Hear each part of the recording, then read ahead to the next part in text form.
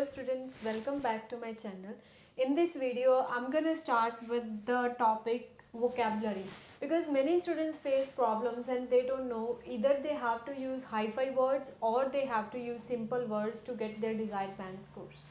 So firstly, I'm going to tell you that what you should avoid in vocabulary, because if you avoid vocabulary mistakes, it will make a big change in your IELTS writing as well as in your IELTS speaking.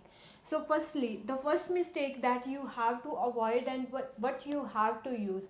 The first one is you need not to use too hi-fi and fancy words.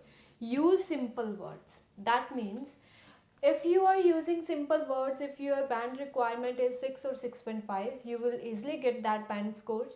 But if your requirement is 7 and more, then you have to use some different type of words. That doesn't mean too long or too hi-fi words. And you have to use something that is uncommon and people normally do not use that type of words on regular basis.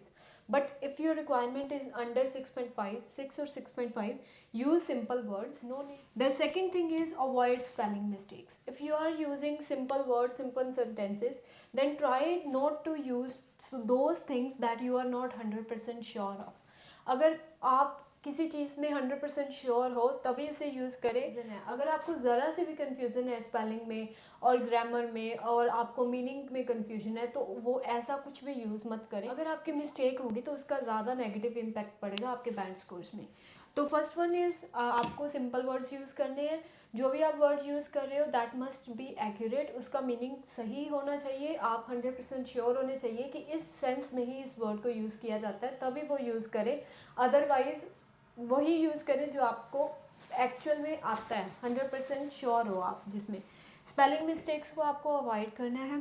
The next one is avoid grammatical mistakes. Now grammatical mistakes में क्या होता है कि students को tenses में mistake है, students को confusion है कि आप उनको कौन सी ग्रामर यूज़ करनी चाहिए, कहाँ पे प्रपोजिशन आनी है, कहाँ पे आर्टिकल लगाना है, कौन से वोकेबुलरी वर्ड के साथ क्या यूज़ करते हैं.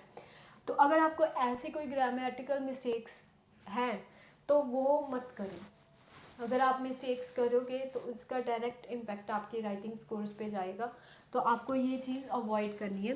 The last one is use topic related vocabulary.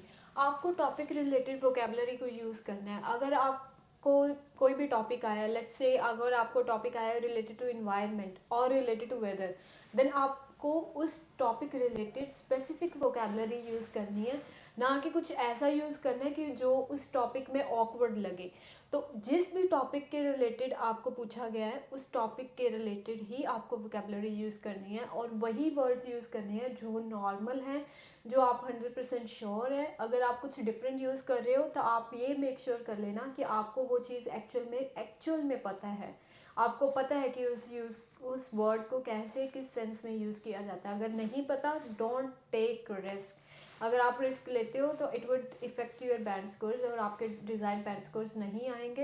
And the second thing is that normally in IELTS में कहा जाता है कि सिंपलिसिटी इज़ द किंग. जितना आप सिंपल रहोगे, जितना आप नॉर्मल रहोगे, उतना बेटर रहेगा आपके लिए.